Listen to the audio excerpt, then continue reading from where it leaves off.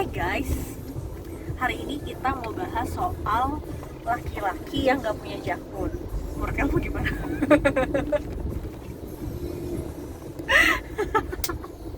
Nggak, karena gini loh, kan biasanya laki-laki punya jakun, tapi abang gak punya. Ada guys. Kayaknya ini deh. Itu Ada. Cuma ketutupan double chin aja. oh gitu ya. Jadi kan katanya tuh kalau misalnya beranjak dewasa, ya beranjak dewasa itu kan salah satu ciri-ciri fisik laki-laki itu punya jakun gitu. Nah, kalau abang tuh ternyata punya jakun, cuma tutupan Ada guys. gitu. Nah, hari ini kita udah mau pulang ke Jakarta lagi. Nah, ini kan hari Minggu, berarti nanti aku tuh ketemu abang lagi hari Minggu lagi. Karena Senin sampai Jumat itu abang itu punyanya Lenovo, Kasus. punya Asus. Hari Sabtu itu setengahnya Asus, baru setengahnya Ria. Tapi tergantung, kalau mood dia bagus sampai malam berarti sama Ria sampai malam. Tapi kalau tiba-tiba ada kejadian-kejadian yang tidak diinginkan berarti cuma sedikit lah. Jadi pergi sama abang itu tergantung mood sama kerjaan. Bohong guys. Jadi ya nggak apa-apa, aku sih dukung-dukung aja. Lampunya kayaknya dibanding juga bagus loh sayang. Maksudnya jadi kelihatan lebih kan. Gelap. Soalnya jadi silau banget kan. Nah, jadi ya kalau abang kerjaannya bagus tuh nanti bulan Januari kita mau beli songket sama bahan gitu. Nah, bulan depan tuh minggu depan ya, kita tuh mau beli emas 10 gramnya abang. Oh, mungkin nggak langsung beli sih guys. Karena ternyata perhitungan untung sahamnya salah. Nah, kebetulan akhir September nanti kan aku pindah kantor. Nah, jadi kayaknya di akhir bulan ini kita akan sibuk banget buat cari kosan pria yang baru. Sama dia udah mulai sibuk sih dengan kegiatan pria yang baru. Kayak gitu sih. Menurut abang, apa yang akan terjadi di bulan September? Karena bulan September ini akan menjadi September ceria untuk kita. Amin. Ya akan terjadi banyak mujizat baru, Wow. berkat-berkat baru. Salah satunya kantor baru buat Maria. Lalu di September akhir ada tukang aku ada yang lunas juga. Ah, Tukang kepepet. oh iya ya. September atau Oktober sih? Ini kan Agustus ini kelima. Jadi gajian September udah beres. Oh, Jadi gitu. Oktober aku terima pun. Oh iya. Hebat banget pacar aku. Jadi kenapa Ria jatuh cinta sama Tumpal Stefanus Siregar? Karena Tumpal itu anak Tuhan satu, yang kedua dia laki-laki normal, ketiga Normal doyan cewek. normal dari cewek, fuck you.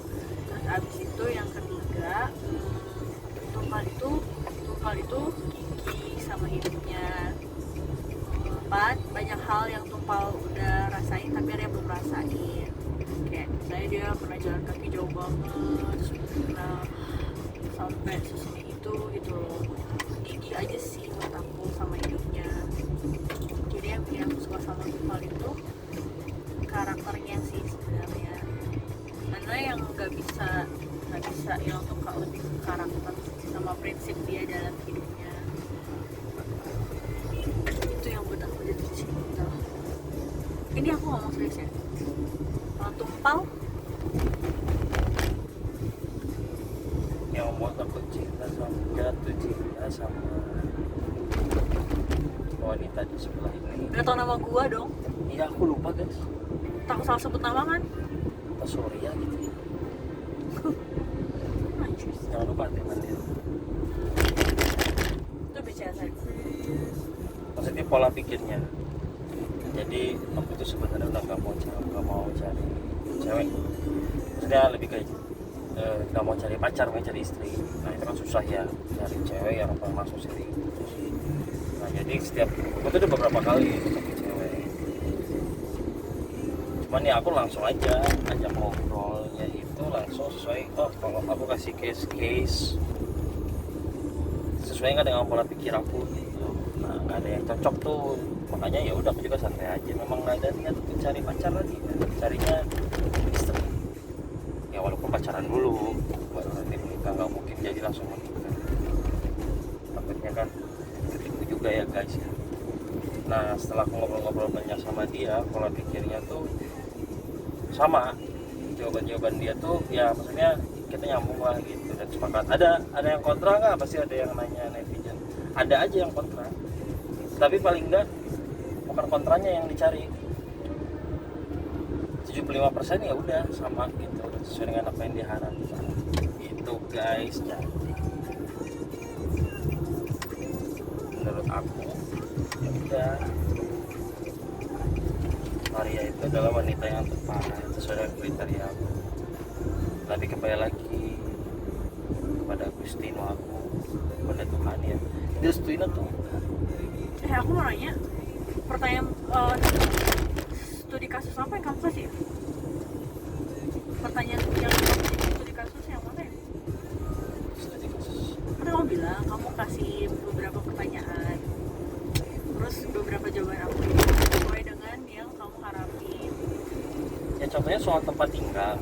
Oh, Ya kan aku case seperti itu kan. Dalam artian bukan mau ngetes dia, maksudnya pola pikir dia gimana sih untuk pasangan baru, untuk pasangan menengah, umurnya maksudnya nanti sama udah lama gitu. oh iya banyak banget sih sebenarnya yang kayak membahas soal, banyak kan pasangan muda tuh berpikir kalau misalnya baru nikah, akan menikah di saat udah ada rumah, udah ada kendaraan dan lain sebagainya gitu. Cuma apa ya, kita menyepakati bahwa misalnya kita bisa mulai semuanya dari awal gitu. Bahkan menurut aku tuh yang paling penting tuh karakternya dia, misalnya bekerja keras dan lain sebagainya, bertanggung jawab kayak gitu. Karena nanti itu kedepannya semuanya kita bisa capai bareng-bareng gitu loh. Yang penting mau sama-sama usaha.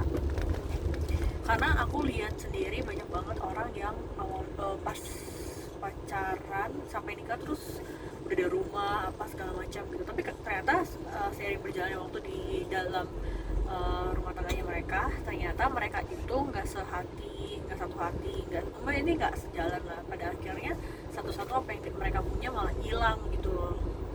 Terus kehidupan mereka jadi nggak bahagia aja gitu, nggak sebahagia waktu pas mereka pacaran gitu. Tapi nggak nyalahin kalian juga yang kalau misalnya ya pengen punya rumah dulu, maksudnya ya udah nggak apa-apa, tapi itu kesepakatan bersama, jangan salah satu pihak gitu loh. Misalnya bisa aja kita juga sepakat kita beli rumah dulu deh gitu, baru kita menikah, ya udah. Cuman kan resikonya jadi ke pending pernikahannya, itu nggak apa-apa. Jadi jangan salah satu pihak jadi kayak memberatkan gitu. Yang penting kan selama satu pemikiran, saling support. Jadi jangan berarti takutnya ada netizen yang dengar, oh kalau gitu rumah nggak penting. Ya penting lah, rumah itu penting. Cuman intinya keputusannya itu diambil bersama, bukan sebuah tuntutan tapi sebuah target. Oke kita nikah tapi kita punya rumah dulu yuk. Nah jadi itu target, bukan syarat ya jadinya. Karena kita ngomongnya kita punya rumah dulu yuk, bukan kamu punya rumah dulu atau aku punya rumah dulu. Kalau misalnya kita itu jadinya goals. Iya. Goals bersama ya, karena menikah itu kan goals bersama, bukan goals pribadi ya. Sepakat. Itu guys. jadi yang kita pelajari sebenarnya kita maksudnya karena apa ya, arah berpikirnya sama, akhirnya ya kita belajar buat jalan bareng. Tapi bukan berarti nggak ada gesekan ya, banyak banget. Tapi sampai akhirnya kita nemuin celah kalau apa ya, gimana cara buat ngadepin kalau situasinya lagi A B C D E F G gitu. Yang penting tuh itu sih, mengenal satu sama lain dulu supaya paham kalau misalnya nanti ada masalah dan lain sebagainya tuh cara handle-nya gimana gitu. Soalnya kan maksudnya nyatuin dua kepala tuh nggak mungkin perfect gitu loh jalannya, pasti ada aja tuh masalahnya kan. Terus ya aku belajar juga nemuin pasangan tuh kayak nemuin partner kerja juga, maksudnya di kantor nggak mungkin kan nggak ada masalah dan lain sebagainya.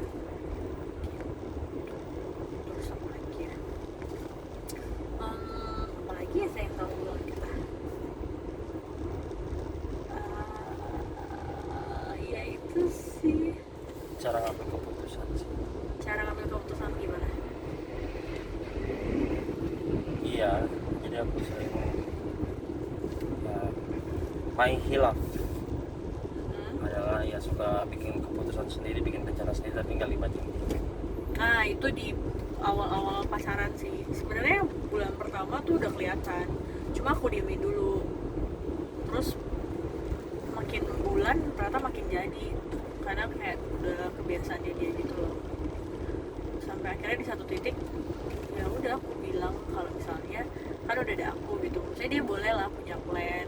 Nah katanya sih setiap orang pasti punya apa ya, punya pemikirannya sendiri yang nggak bisa di-share ke orang gitu. Tapi kan maksudnya sekarang kan kita udah komit berdua, terus udah ada aku juga, baiknya di-share, terus kita discuss berdua gitu. Ya gitu guys, ya ada aja lah Ya gesekan. iya kayak mau dapet hubungan yang perfect tuh enggak banget ya. Oh iya, terus sama ini deh aku jadi banyak orang tuh jadinya pacaran tuh jadi cuma buat have fun doang gitu loh, ngobrol, ketemu berdua, ngopi, enggak. Tapi kalau kita tuh sebenarnya dari awal PDKT itu lebih banyak ngebahas soal pengalaman aku, pengalaman dia, gimana solusi kamu dalam menghadapi masalah itu dan lain sebagainya gitu loh. Nah dari itu kan kita jadi bisa kenal satu sama lain juga kan, gimana cara dia bertindak, gimana cara dia berpikir, bersikap dan lain sebagainya gitu. Jadi justru isi masa pendekatan kita tuh bukan yang cuma hahaha hihi nongkrong sana sini, tapi lebih banyak ngebahas studi kasus gitu sih. Dari situ kan kita bisa saling mengenal gitu loh, cara berpikir dia tuh kayak gitu, biar kita juga tahu kalau ada masalah nanti harus gimana. Tapi masih maksudnya kayaknya sampai kapanpun kayak hidup nggak sih, berpasangan tuh belajar terus. Iya, Ya nggak sih? update terus, harus selalu update dan upgrade. Aku ingat dulu dosenku tuh pernah bilang kayak gini, orang yang kenal, yang deket nih, yang hidupnya 24 jam bareng-bareng sepanjang waktu aja, bisa jadi nanti ada satu momen yang dia tuh kaget, dia seperti orang yang tidak mengenal. Dulu sih pernah gitu, karena manusia tuh makhluk yang fleksibel sebenarnya, nggak bisa dia tuh terus panjang hidupnya, nggak mungkin. Pasti dari waktu yang dia udah lewatin, pengalaman yang dia udah lewatin, itu pasti membuat suatu perubahan di dalam diri dia, cepat atau lambat. Karena manusia sebegitu dinamisnya, sebegitu dinamis. Gitu. Sayang kayak gitu, kayak kita seru deh kalau misalnya bikin